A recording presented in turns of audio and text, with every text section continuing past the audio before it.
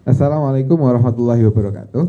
Waalaikumsalam warahmatullahi Selamat siang semua teman-teman, hadirin penonton semua di podcast Fupi Talks 2024. Podcast yang diselenggarakan oleh Dewan Eksekutif Mahasiswa. Saya senang sekali bisa menghadirkan dua orang yang akan menemani saya berbicara pada siang hari ini. Di samping saya ada orang hebat, juga termasuk guru kami. Beliau Profesor Zuhri. Selamat siang, Prof. Selamat siang. Makasih. Di samping selanjutnya ada orang yang kebetulan sekarang menjabat sebagai Ketua Dewan Eksekutif Mahasiswa Fakultas Usuluddin dan Pemikiran Islam UIN Sunan Kalijaga. Ada Mas Setiawan Al-Fadli. Selamat siang, Mas. Siang.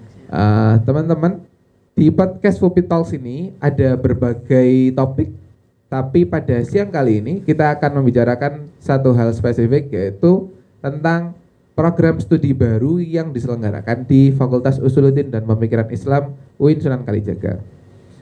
Untuk bicarain topik itu, kebetulan sekali kita sudah bersama dengan Prof. Zuhri, karena Prof. Zuhri sendiri adalah wakil dekan 1 ya, Pak ya, bidang akademik. Itu kita boleh mulai bertanya-tanya ya, Pak? Boleh. Santai Itu iya. Itu kalau saya baca di IG, postingan IG, Pak, itu mulai dibukanya tahun 2023. Iya. Program studinya, studi Islam. Iya. Bapak bisa ceritakan sedikit terkait kenapa kok ada program studi baru, program studi Islam ini, dan sebetulnya apa sih program studi Islam itu? Oke. Terima kasih Mas pembawa acara. Ya. Jadi saya pertama tentu menyampaikan terima kasih dulu ke panitia dan juga dari Dewan Mahasiswa ya, dari Dema. Jujur saya tidak punya pemikiran sama sekali untuk bisa sampai di program ini, karena ini bagian dari program yang kemahasiswaan. Jadi sekali lagi saya tentu menyampaikan terima kasih ke Dema Fupi. Perlu kita pahami bahwa UIN Sunan Kalijaga itu mempunyai kayak semacam pengembangan jangka pendek, jangka menengah, dan jangka panjang. Kalau kita sebut dengan rencana pengembangan universitas, di antara salah satu visi jangka menengah universitas itu adalah unggul dalam kajian studi Islam. Iya. Jadi sebelum sampai kepada katakanlah progres yang berikutnya untuk kalau tidak salah namanya unggul di dalam bidang integrasi sains dan keislaman itu.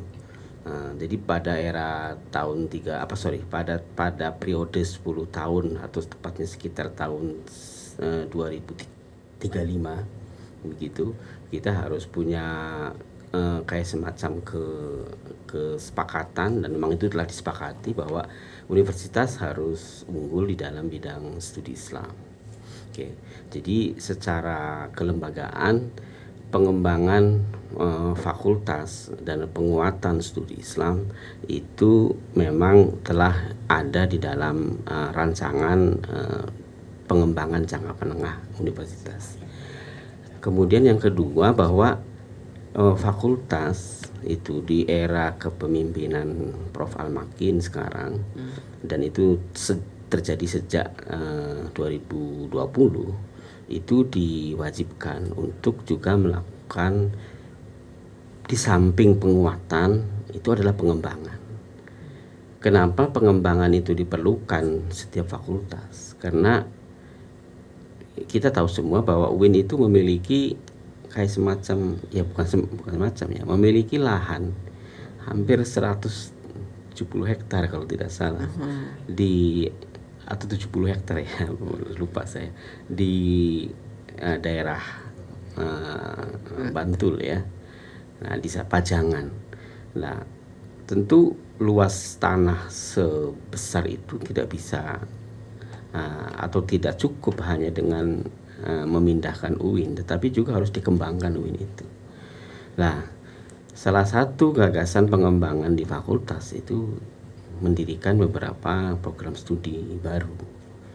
Dan kebetulan di era ketika saya masuk sebagai wakil dekan bidang akademik, itu usaha untuk membangun itu dimulai dengan mendirikan program studi antropologi agama.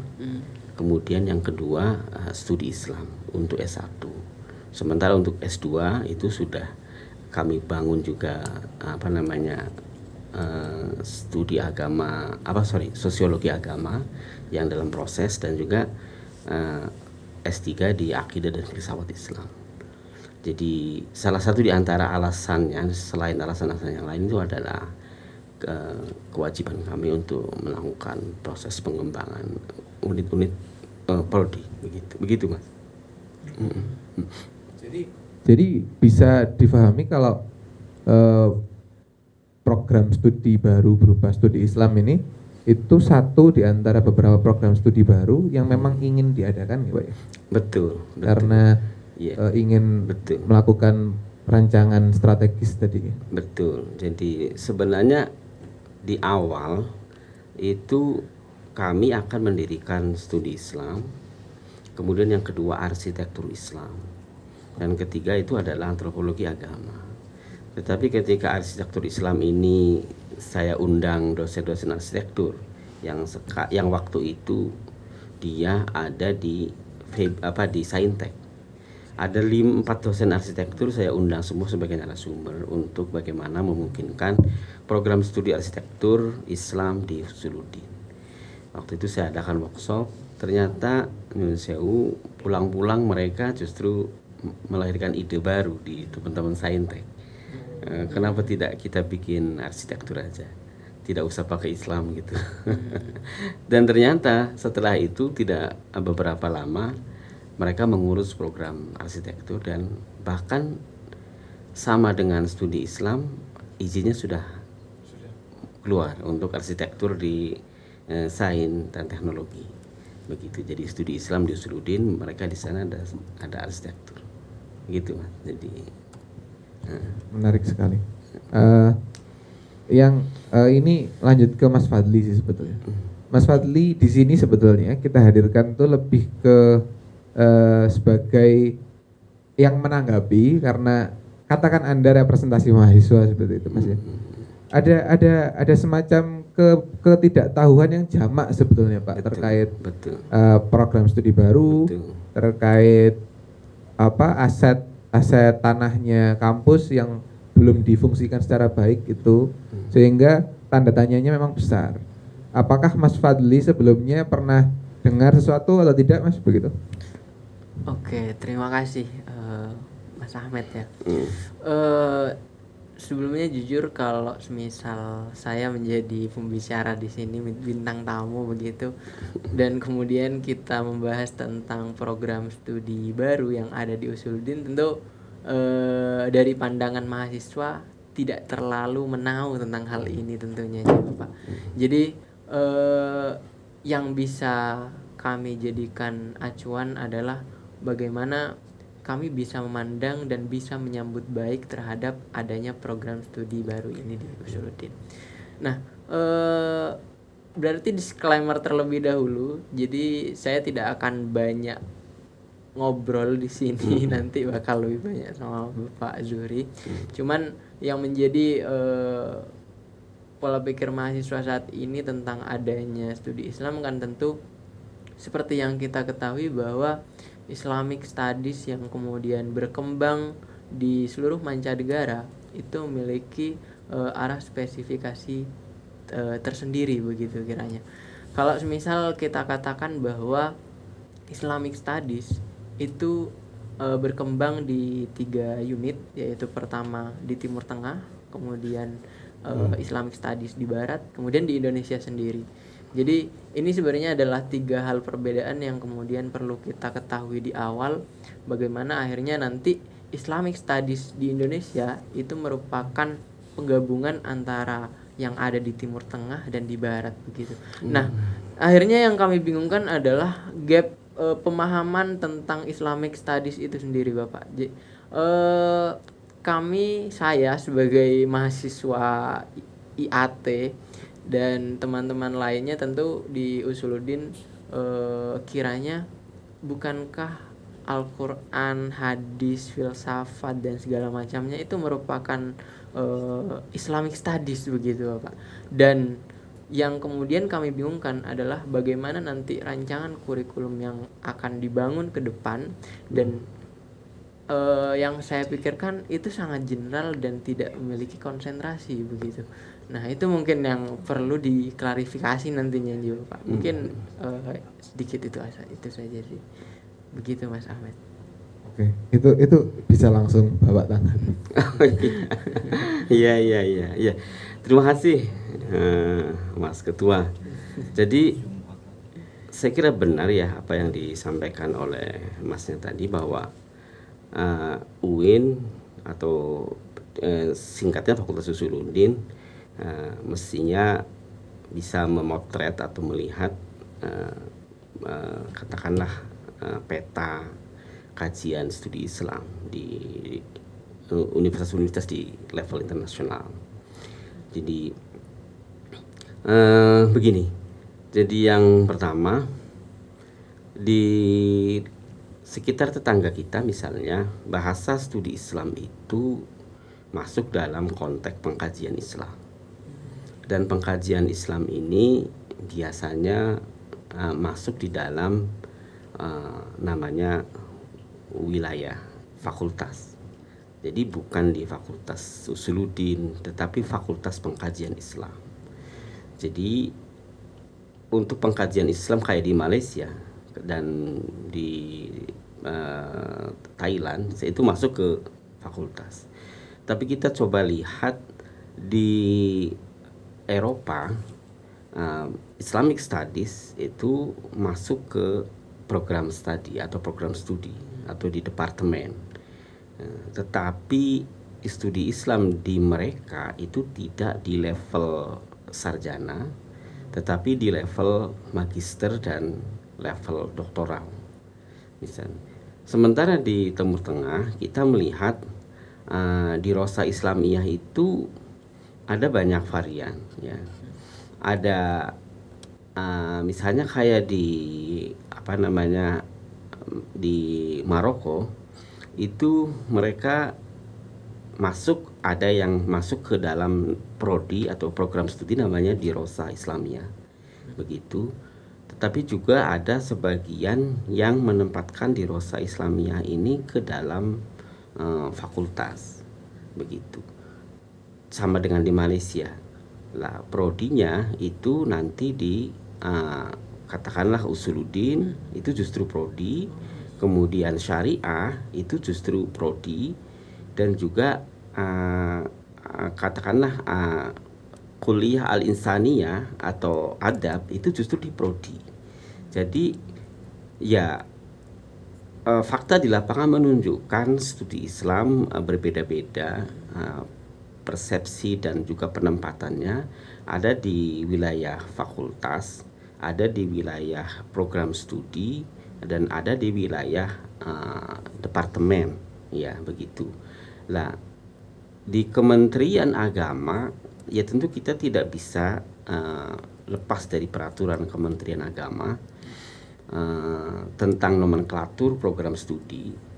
Jadi ingat, kita punya program studi apapun itu harus ada di nomenklatur yang ditetapkan oleh Kementerian Agama. Nah, di antara salah satu nomenklatur sarjana, program studi sarjana di Kementerian Agama itu adalah studi Islam. Tapi di sana ada bahasa studi Islam interdisipliner, atau sebagian juga menggunakan istilah studi Islam. Nah, jadi intinya satu, kami tentu sesuai dengan nomenklatur yang ada di Kementerian Agama. Yang nomor dua, di dalam konteks global memang tumpang tindih ya antara satu negara dengan negara yang lain di dalam menempatkan studi Islam. Nah, cuman ada satu pernyataan tersirat dari Masnya tadi. tadi tentang posisi tumpang tindih. Kalau dalam konteks itu bisa nggak dikatakan tumpang tindih? Bisa saja saya katakan, apalagi hanya sekedar dari prodi ke prodi yang lain.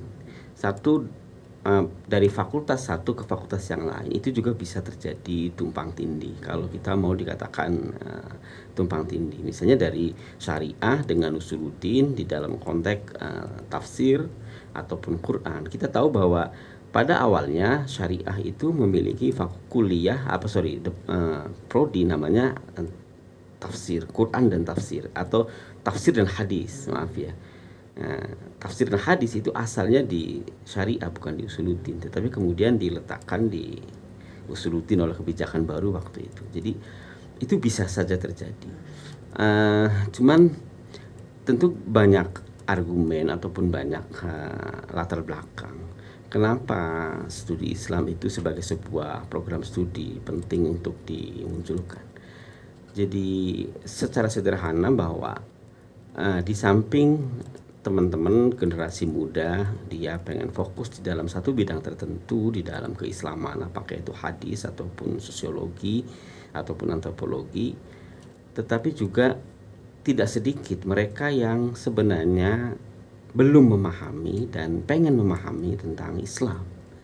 Jadi bahasanya mereka untuk menyampaikan tentang Islam, mereka memahami Islam, mereka ingin di dalam katakanlah satu bidang tersendiri, itu justru mereka di mana saya mencari, di mana keinginan ini saya dapatkan.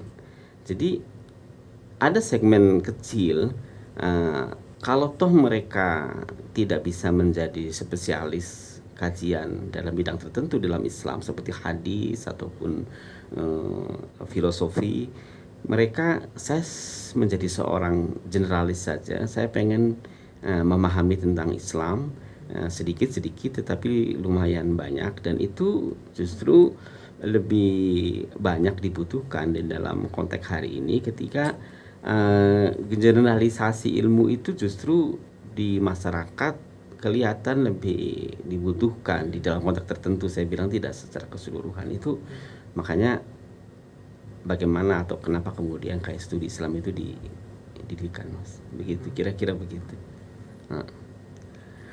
Kalau mendengar dari alasan yang disampaikan sih cukup meyakinkan ya, satu program studi baru ini, dan tampaknya memang kalau dirasa-rasa sepertinya iya ya, bahwa di masyarakat tuh yang generalis itu tampak lebih menggiurkan karena tampak lebih mengetahui banyak hal begitu Pak ya. Meskipun sedikit.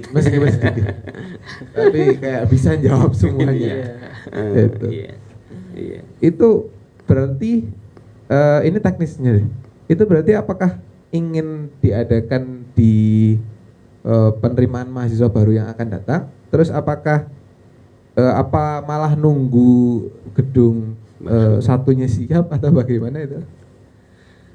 Rencananya memang dimulai pada September untuk semester satunya, Mas. Iya, September 1. Ya, dari tahun 2023-24 untuk semester gasal. 24-25 untuk semester gasal. Kami sudah menerima ya mungkin hanya sekitar satu kelas ya. Begitu. Jadi karena jujur saja memang sekali lagi di samping ada pro kontra di kalangan internal di UIN ataupun di luar mungkin ya, tetapi ada sedikit semangat yang didorong oleh elemen pimpinan kami bahwa studi Islam kalau eksis ya harus spesifik, harus bagus. Jadi memang cobalah cari mahasiswa yang hebat-hebat begitu, dan tidak perlu 2 kelas tapi cukup 1 kelas untuk 2004-2005 ini. Makanya kami usahakan seperti itu. Bisa jadi kemungkinan mereka akan dikatakanlah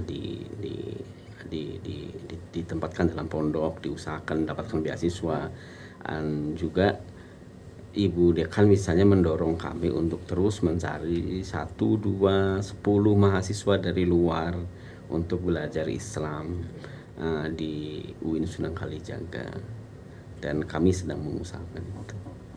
gitu. Jadi Nah, strateginya adalah untuk menjadikan soft launchingnya itu gemilang begitu ya. Kira-kira. iya, ya, ya begitu ya. Kalau kalau kalau soft launchingnya kami sudah ya belum ya, tetapi ya, ya, ya, ya, ya, ya mungkin lah begitulah.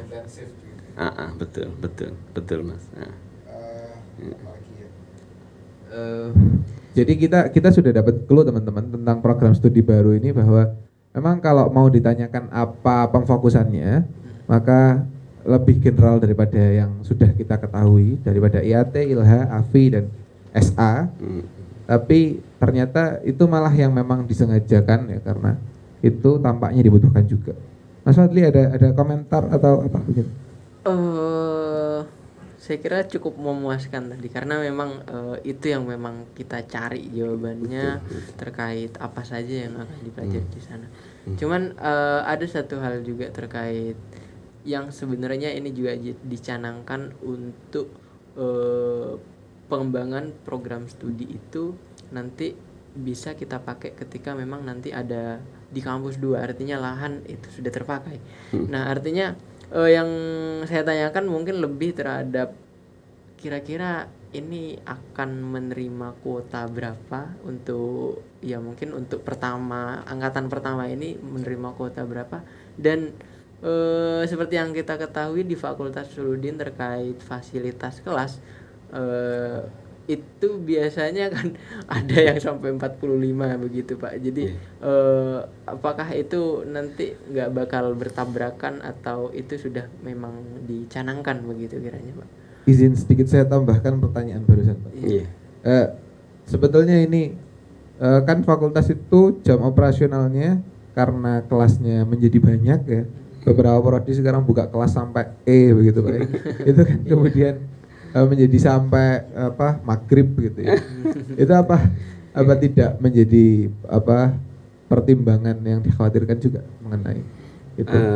Ya, memang saya akui bahwa problem kapasitas kelas di satu sisi dan juga jumlah kuantitatif mahasiswa di sisi yang lain masih cukup dikatakan belum ideal. Itu satu. Tetapi ketidakidealan ini terjadi karena banyak faktor. Faktor pertama, pembagian kelas itu atau kurikulum kita itu kecenderungannya masih double kurikulum. Jadi double kurikulum itu begini, angkatan 2019 misalnya, dia akan memakai kurikulum 2016 dan itu menjadikan dia harus memiliki jadwal dan ruang tersendiri. Sementara angkatan kurikulum 2020 itu juga sama. Nah, ini yang membuat meskipun mahasiswanya itu sama, tetapi karena ruangnya itu, kurikulumnya itu ada 2 level, itu akan terjadi pembengkakan hampir sekitar 30%. Itu satu. Kita bayangkan Mas, di 2024 nanti, Juli 2024, kalau tidak salah atau kalau tidak keliru, akan juga ada pembentukan atau peresmian kurikulum baru 2024 berbasis OBE. Jadi adik kelas kamu semester 1 itu menggunakan kurikulum yang berbeda dengan kakak kelasnya. Nah, itu artinya di semester 1 kurikulum 2000 akan muncul, di semester 1 juga kurikulum 2024 akan muncul. Kenapa muncul? Karena di 2020 semester 1 tidak semuanya mahasiswa lulus. Mahasiswa masih ada beberapa yang mengulang. Itu artinya harus dijadwalkan. Nah, berarti kalau kemarin itu ada kurikulum 2020, maka besok ada 2024, 2020, bahkan kemungkinan masih terjadwal 2019. Nah ini kurikulum 2016 yang dipakai oleh angkatan 2019. Nah ini salah satu faktor yang menjadikan ruangan kita tidak cukup ideal untuk melakukan proses pembelajaran di jam ideal. Yang kedua, kalau kita lihat di universitas yang lain, misalnya di luar negeri, sebenarnya beda antara masuk kuliah dengan masuk kerja. Masuk kuliah itu parameternya katakanlah dari pagi sampai malam. Itu bisa terjadi. Karena apa? Karena memang apalagi di negara-negara di Eropa yang mau istilahnya mulai aktif buka mata itu jam 10 gitu. Kalau kita kan jam 6 sudah buka mata. Mereka baru bangun itu di jam 9, baru masuk kuliah jam 10. Mereka baru asik-asiknya di jam 9 malam untuk mengkaji ataupun menerima kajian. Jadi maksud saya sebenarnya harus kita bedakan antara jam kuliah dengan jam kerja. Nah, di dalam konteks ini saya menduga masih ada yang mempersepsikan sama. Kalau saya jam kerjanya sekian sampai jam sekian, ya berarti jam kuliahnya sekian sampai jam sekian. Nah, padahal itu berbeda.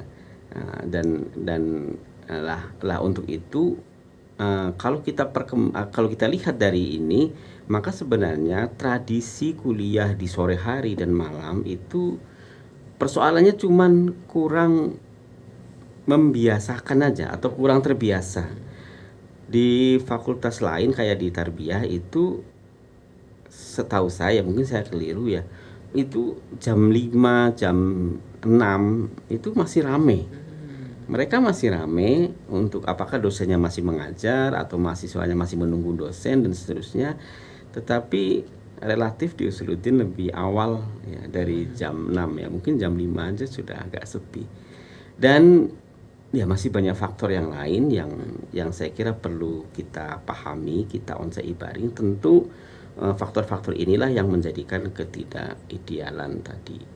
Misalnya contoh, apakah kita menerima prodi IAT itu sampai 5 kelas atau sebenarnya cukup 4 kelas atau 3 kelas. Ini kalau kita memaksakan diri untuk 5 kelas, berarti tadi itu overload jam yang terjadi. Tapi kalau kita ngambil 3 kelas itu masih ideal. Nah, pertanyaannya sekarang di 5 dan 3 ini sebenarnya lebih banyak ke persepsi ya daripada perhitungan kuantitatif matematis di lapangan. Maksudnya begini, Mas. Yang harus kita sadari bahwa orang masuk ke UIN itu terbatas. Dalam arti bukan UIN-nya yang terbatas, tetapi mahasiswanya juga terbatas. Gitu. Sama dengan persepsi calon mahasiswa masuk ke misalnya contoh nih Udayana Bali. Mereka akan masuk itu dan orang yang akan masuk itu bisa memperkirakan di sekitar berapa. Sama juga dengan di Jogja. Tentu berbeda dengan di kampus yang lain. Tetapi estimasi bahwa sekian mahasiswa masuk di Jogja dan akan kuliah di Jogja, itu sebenarnya setiap tahun itu bisa dihitung. Jadi bisa dilihat. Lah, kapasitas ideal itu sebenarnya ini mungkin subjektif saya ya. Kayak contoh IAT itu cukup sebenarnya di angka 3 kelas. Nih. Kalau kita paksa sampai sekitar 4 kelas, maka yang terjadi apa yang dimaksud dengan drop rate ya. Drop rate itu dia akan keluar sebelum daftar ulang. Bisa saja saya mengambil, misalnya contoh nih, tapi ini subjektif saya loh, mungkin saya keliru ya.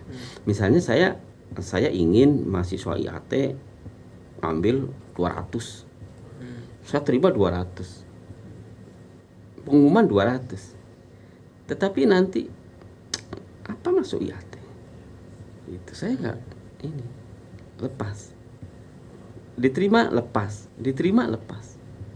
Jadi angka ideal itu di angka misalnya anggaplah 130, itu seluruh imajinasi anak-anak mahasiswa yang betul-betul saya pengen masuk IAT di Jogja itu dengan kencang lari gitu. Ini satu contoh aja, itu di angka sekitar itu. Kalau kemudian saya datang dari Sulawesi, wah kuliah di Jogja, UIN, di UGM, kemudian di UIN, kemudian UIN apa ya? Ini apa ini IAT? Udah tak tulis saja IAT. Ternyata masuk. Dia semester 1 keluar. Artinya enggak betah. Itu karena memang terjadi seperti itu. Nah, itu jadi bedakan antara persepsi dengan fakta-fakta kuantitatif yang menunjukkan data-datanya. Jadi, nah, salah satu di antara pembengkakan kelas itu kita mengasumsikan misalnya satu program studi dapat 3 kelas, program studi 3 kelas, tetapi fakta di lapangan ya sengoyo apapun sebenarnya dia cukup 2 kelas. Akhirnya ketika siapkan 3 kelas cuma 2 kelas. Persiapan 3 kelas itu kembali memakan ruang sehingga sampai ke malam itu. Nah, gitu ceritanya begitu, Mas. Jadi ya ini mungkin pandangan saya aja. Gitu, Mas. Jadi bisa dibilang berarti yang Bapak maksud tuh yang sebetulnya kalau dari jumlah mahasiswanya mungkin saja kelas itu sebetulnya cukup. Nah, karena kurikulumnya overlap dan hal-hal yang Bapak sebutkan tadi jadi bengkak di luar jumlah mahasiswa begitu ya. Iya, intinya ada banyak faktor-faktor yang tadi yang ikut memicu terjadinya ketidakidealan. Nah, itu aja. Nah, jadi sepertinya habis ini bisa segera dibanterkan, disosialisasikan ya wacana kalau kuliah malam itu ternyata biasa aja. kayaknya lebih asik kayaknya. Sebetulnya di UGM teman-teman kami, saya juga banyak teman di UGM Pak, itu kuliah malam sudah cukup wajar di sana sebetulnya. Makanya. Sebetulnya. Iya. Ya mungkin itu belum terbiasa. Betul. Apakah bisa santri-santri ini dibiasakan? Karena banyak santrinya lagi. Iya. Santrinya itu. Iya. Itu faktor juga. Kita kembali ke pembahasan utama kita teman-teman, dan ini juga sedikit lagi menuju akhir soal program studi baru, studi Islam. Terakhir saja sih, dari mungkin boleh dari Mas Fadli atau dari Bapak, Ya, Mas untuk agak bernuansa promosi begitu, menyemangatin ini kita punya program studi baru ya kan, dan kita sudah dengar apa maksudnya dan kenapa harus begitu. Kira ini sudah rigid kita punya alasan untuk ikut berbahagia. Bisa Mas Fadli atau Bapak? Bapak Azuri aja. Oh iya. Kala-kala terakhir begitu Pak. Oh iya. Ya, jadi saya yakin bahwa studi Islam sebagai program studi akan memberikan katakanlah kontribusi besar bagi struktur pengetahuan keilmuan di mahasiswa ya, yang agak berbeda dengan yang lain karena cenderung tadi itu mencoba untuk lebih komprehensif dalam membangun pemahaman keilmuan, meskipun tentu sekali lagi tidak spesialis seperti program studi yang lain. Nah, di tengah problem ataupun arus pola keagamaan masyarakat yang kecenderungannya memang berbeda ya dengan pemahaman keagamaan yang dulu-dulu lah, anggaplah sekitar 1980-an atau 90-an. Maka ya saya masih optimis bahwa program studi ini menjadi alternatif. Ya, oleh karena itu ya silakan adik-adik ya yang mau kuliah di mata kuliah di program studi Islam, kami akan memberi yang terbaik untuk Anda semua. Terima kasih. Terima kasih. Boleh tepuk tangan teman-teman. Nah, itu perbincangan kita di siang hari ini, tapi teman-teman bisa lihat kapanpun sebetulnya. Tapi ini siang teman-teman. Itu perbincangan kita pada siang hari ini. Sebelumnya mohon maaf dari aku apabila kurang baik dalam membina podcast ini. Juga terima kasih atas kehadirannya Pak Zuhri dan Mas Fadli. Itu Fopi Talks 2024. Assalamualaikum warahmatullahi wabarakatuh. Waalaikumsalam warahmatullahi wabarakatuh. Makasih ya.